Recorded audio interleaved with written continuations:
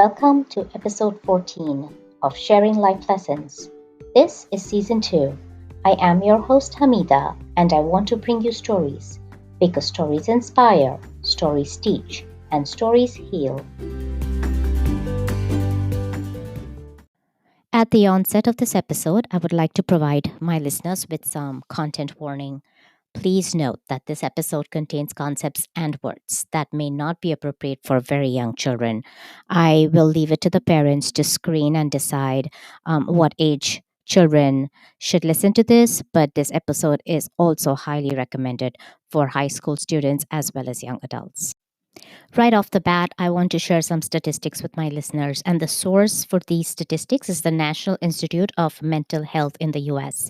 In 2017, there was an estimated 46.6 million adults aged 18 or older in the US who suffered from AMI, and AMI is any mental illness. This number represented 18.9% of all US adults, which pretty much is one in every five adults. The prevalence of AMI was higher among women at 22.3% versus men at 15.1%. Of the adults, the young adults aged 18 to 25 years had the highest prevalence of AMI at 25.8% compared to those over 50 at 13.8%. Here's what is not a very happy statistic. Only 46.6 of the 46.6 million adults that had AMI, only 42.6% received mental health services. So less than half received the mental health services that they deserved. Now, I want to ask you, are you ready for this? My next statistic is staggering. An estimated 49.5% of adolescents aged 13 to 18 have AMI, and this number is only increasing, which is nearly half of every kid aged 13 to 18 years, which is 1 in 2 kids. So if you have 2 children in your house, according to these statistics, one of them is suffering from AMI, which is any mental illness. Why am I sharing all of these statistics with you, you may ask? Firstly, to show to you that mental health issues are very prevalent in the US. Secondly, since 1949, the US has recognized May as the Mental Health Awareness Month. Thus, it is totally appropriate for us to share life lessons around this topic. I believe it is very important to break down the stigma surrounding mental health. Mental health should be dinner time and kitchen table conversations in every household, especially with your teenage children and young adults. I urge my listeners to go back to episode number 6 of Sharing Life Lessons. Nikki, a 25-year-old, has told us her story about her struggle with mental health issues and how she overcame it. Today's guest is another brave young adult who wants to share her story to begin a dialogue on mental health publicly. Everyone, let's welcome Whitley Rogers. Welcome, Whitley. It is great to Hi. have you on the show. Thank you for having me. I'm excited to be here. I am excited to have you. Whitley, can you start off by telling us a little bit about yourself, please? Yeah, so my name is Whitley Rogers. I'm almost 20 years old and I'm located in Las Vegas currently. I am a certified life coach and mental health advocate. And like we'll talk about today, I'm a survivor of sexual and mental abuse, and I also suffer with anxiety and depression. So I started a podcast myself, actually, called In the Wake with Whitley, where I dive deeper into my story and my own processes of growth and self-help. And I also bring on other guests to share their stories and their struggles. And Whitley, I will have the name of your podcast and a link on the show notes. So if listeners are interested, then you have the information in the show notes. Awesome. Thank you. Sure. So, Whitley, tell us your story. Okay, so it's very complex, and like I told you before, you can jump in, you can ask me questions because I'm an open book, and I have gotten very comfortable with being vulnerable and sharing these things. It really all started when I was 15 years old and in high school. there was this boy who I had known for years prior through church, and he all of a sudden had an interest in me. And this boy was very charismatic and popular and well known. You know, like teachers just loved him, and church leaders adored him, and parents just wanted their children to date him or marry him. Like all the girls loved him, and he chose me. And so I felt so lucky. And he was a year older than me. And So, Whitley, you were a sophomore at the time in high school? yes, Okay, well, and he was a junior. yes, I was going into my sophomore year. He started pursuing me during that summer after freshman year. Got it. So I was really young. I had never been in a relationship before. I didn't have, an example of what that looked like for me, what was healthy, what was not healthy, what was okay. And I never was taught what consent meant. I never had the things equipped for me that would have helped me to not get into this situation. And so I was very vulnerable, didn't know what was going on, but it looked perfect at first, and it was too good to be true. That was the start of the grooming phase, was just showering me with all this love and affection and attention. But then little things started to trickle in that were probably red flags looking back on it, but I didn't know any better back then. Like kind of punishing me for things that were so small and weren't that big of a deal, like me choosing to walk from school to my car with my friends rather than him, and then he'd give me the silent treatment for days. Or things like when we were beginning to date and be official, he would ignore me at like church activities and not even look at me, not even respond when or acknowledge my presence. Just little things to degrade my sense of worth and make me feel belittled and very small.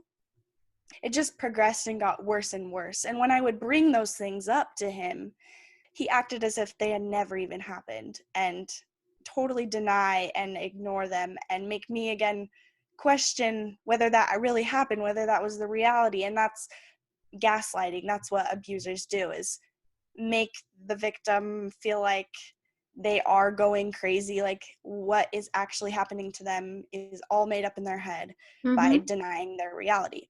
He just started small and then just built up and pushed those boundaries. And the sexual abuse started Valentine's Day, our first Valentine's Day together. And he did this big grand gesture, super cute, and I was a hopeless romantic, and it was everything I could have dreamt of. But then it was just, to get in my pants. It was never out of love. It was always because he wanted something. Like I Right. owed him something. I owed him sex. I owed him something. What I'm hearing you say is that because he did this really cute setup for Valentine's Day, Mm-hmm. then you owed him the sex thereafter. Right, right. And it didn't start off with him raping me. It started with small sexual acts and pushing my boundaries. And the first time that happened on Valentine's Day, I ignored him. I kind of avoided him, stepped away for 3 days because I felt so terrible. I didn't know what happened or how that happened, and I didn't want it to happen. And because we were from a very religious background and you're supposed to wait to have sex until you're married, he used the church teachings against me to manipulate me, and he made them work in his favor when that's not how they should work. And he also had a heavy problem with pornography that definitely played a role in it, acting out his, fantasies with me. And they were very violent and not fun for me. And so it started small and then it just got worse and worse. But looking back, I can see the timeline line up that February, when the sexual abuse started, is when my mental health deteriorated and I started showing severe signs of anxiety and depression, and it really manifested through the abuse. And so I started having intense panic attacks every single day. And a lot of almost all of the panic attacks or the mental breakdowns were caused by him. So then he swooped in and tried to make it look like he was the savior and he was there to make me feel better and build me back up, when really he was the one that tore me down. And so from the outside, my family thought that he was a savior. He was a blessing in my life because he was helping me through this depression. He was helping me through these anxiety attacks. He was always there, always stepping in. But really, he was there because he had caused it. I missed a lot of school my sophomore and junior year. I'm surprised I even passed because I was always sitting in my car before school, just hyperventilating and sobbing. And I wouldn't actually be able to make it into school because I was just so distraught. A lot of that anxiety was social anxiety about school because, again, he started isolating me from all of my family and friends. So I Okay, didn't. you said that your family thought that he was your savior. Mm-hmm. But at that time, did you see through him and did you see that he was causing you the mental health issues and that he was then trying to cover up? Or is this all just in hindsight? A lot of it is in hindsight because I was so under his spell and questioning my own reality. And so there were things where I kind of cries for help that I would kind of say things to my family, but because they were also under his spell and being manipulated by him, like he had manipulated their perception of him and our relationship, so they would stand up for him, protect him. And that's not the case now. My family is amazing, but I wasn't the only one affected by his abuse. My family, they are secondary survivors, and they were very much manipulated, very much controlled as well. To an extent, I did feel that he was a lot of the root, because every time I'd break down crying, it was because of something he did or said. But I also loved him. I thought I loved him. And so he would use that against me as a vulnerable spot and a weakness. And I protected him because, like I was saying, he isolated me. So I had no friends. After New Year's Eve, that was like the last time I had hung out with my friends that sophomore year. And so he was my only friend. He had created rifts between my relationships and my family. And so I thought, if I lose him, I will have nobody. Nobody will love me. Nobody is going to be there for me. And so even if this is miserable right now, like, this is all I've got.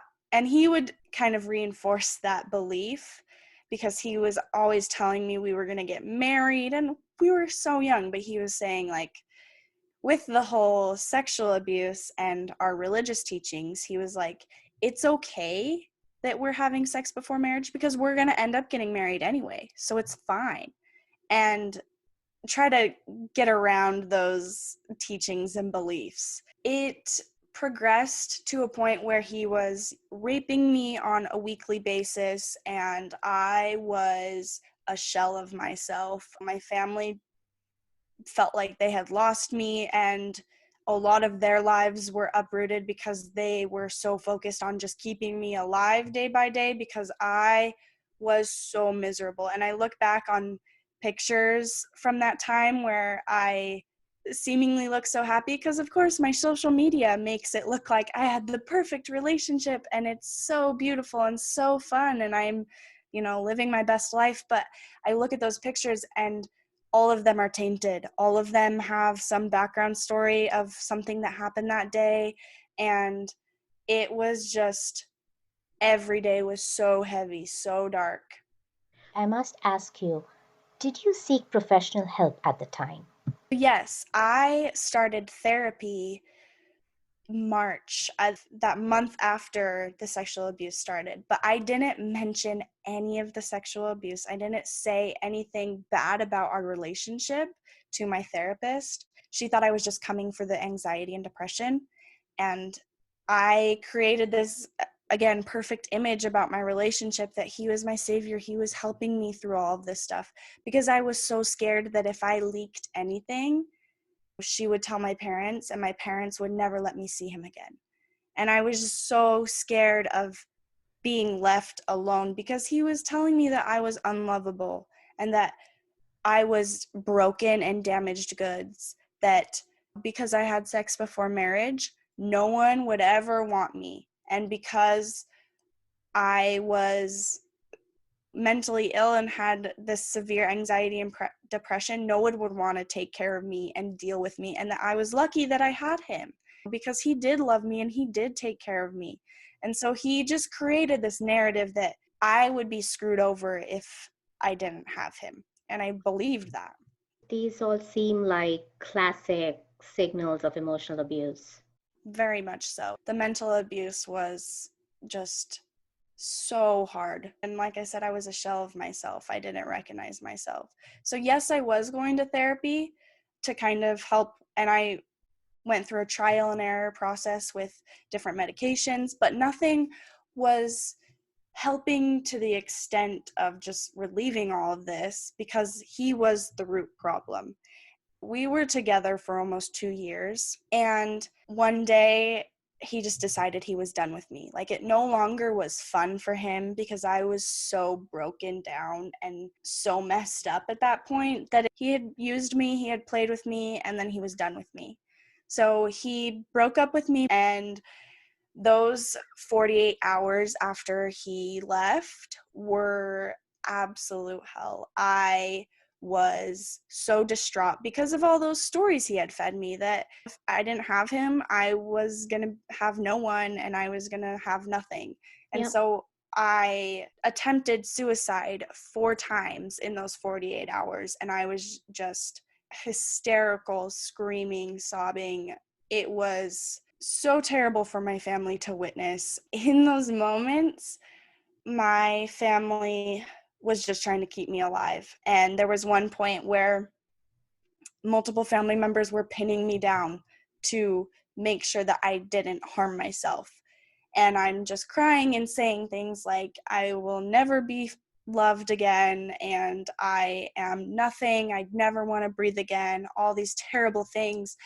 And then something just shifted. Like, I woke up, and it was like I snapped out of his spell.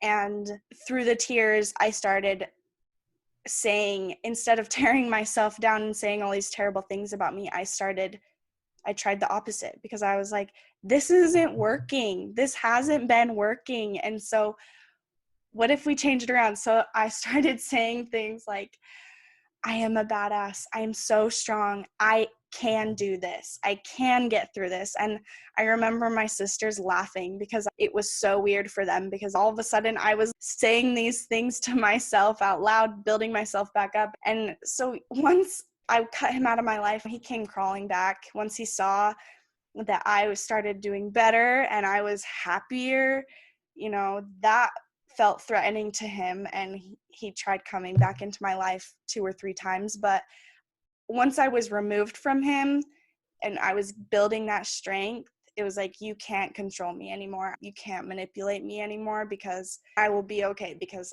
I have myself. And I was learning to love myself again, and prioritizing my mental health, and my heavy anxiety and depression, it really lifted. It was like a night and day difference when he was gone out of my life. So I feel like you found your inner strength. Very Do much you so. actually remember the time when you found it? Do you remember the time when that switch happened? And can you tell me a little bit more about how you recognized that the switch happened? And this is for the listeners who are going through this, so they can get some motivation out of this as to the switch is possible. I really don't know how it happened. Like, it was a miracle, to say the least. It was in that moment where it was 2 days after I was broken up with him. I just was so sick of being miserable. I was so sick of being in the trenches and rock bottom. And I just thought to myself, like, this hasn't been working. And what if I tried the opposite?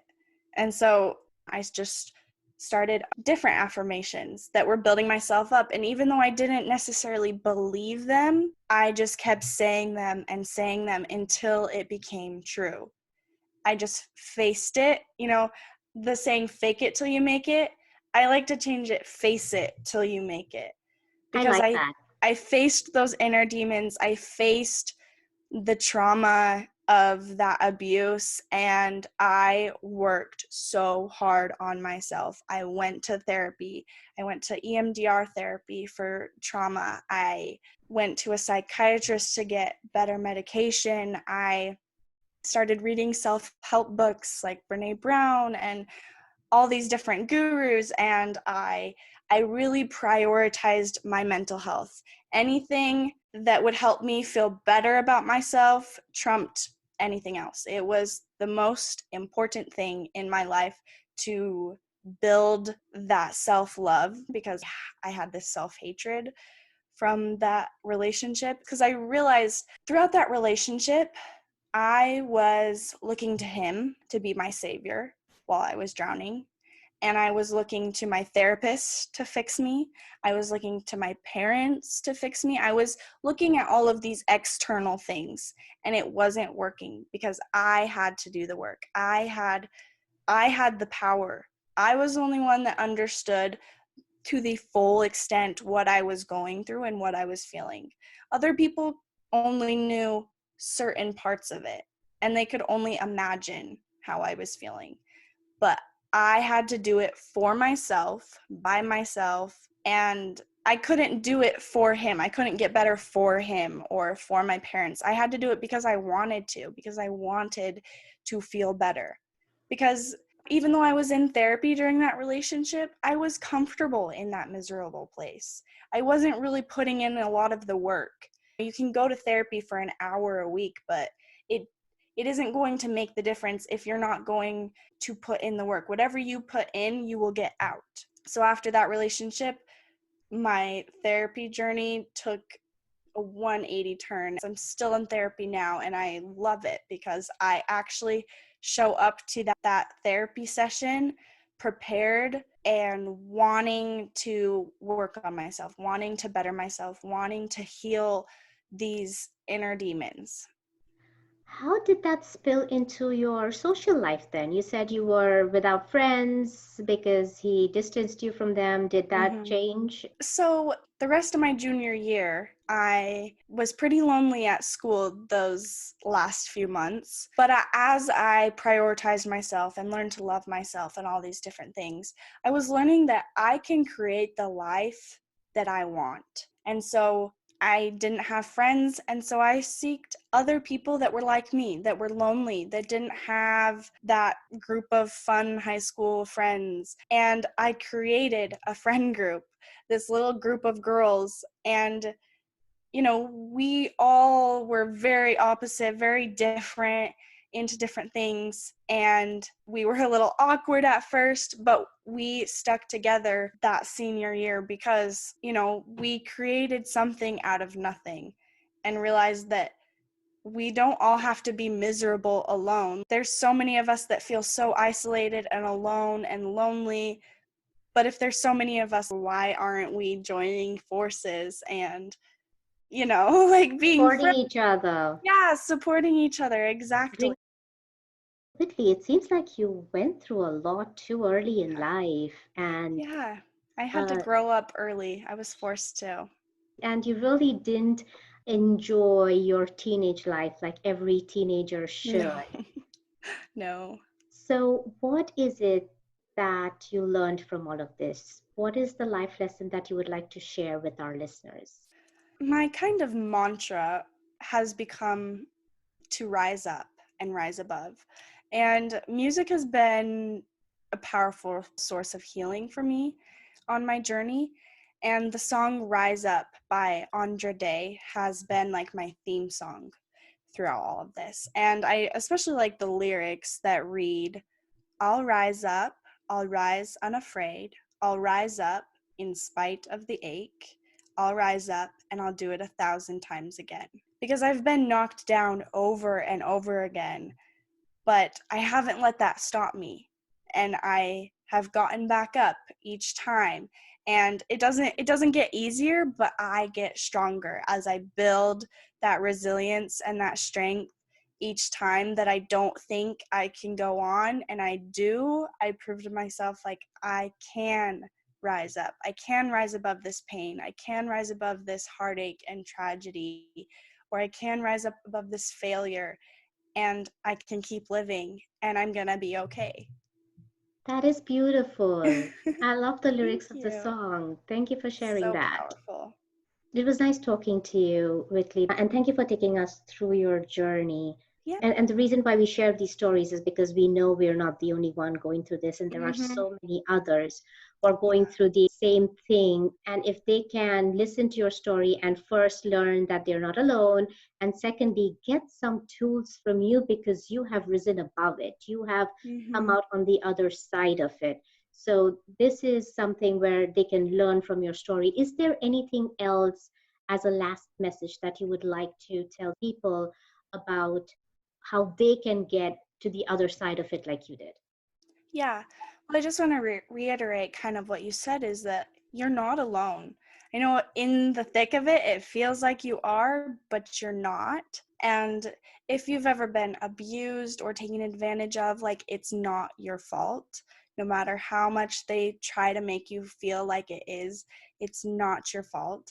It doesn't define you, it doesn't have to consume you.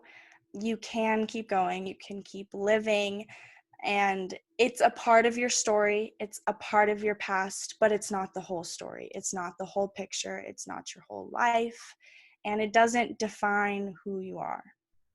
Or who you're going to become in the Yeah, future? exactly. Wonderful. Beautiful message, Whitley. Thank you very much for sharing that. And I'm so happy that you were a guest on my podcast. Thank you for giving me this opportunity to share my story. I appreciate you. I would like to commend Whitley for being not only vulnerable but also brave at the same time in wanting to share her story so openly with everyone, but also wanting to share the awareness that date abuse and date rape can lead to severe mental health illnesses. Rise up and rise above is a beautiful life lesson, and I hope everyone who will feel strapped under the burden of any mental health illness will take that life lesson, and I hope that will motivate them to talk to their loved ones about their mental health issues and also seek the required medical help that is needed to help them through this journey. This brings us to the end of this episode. I will return next Wednesday with another episode of Sharing Life Lessons. Until then, be strong, be happy, and be well.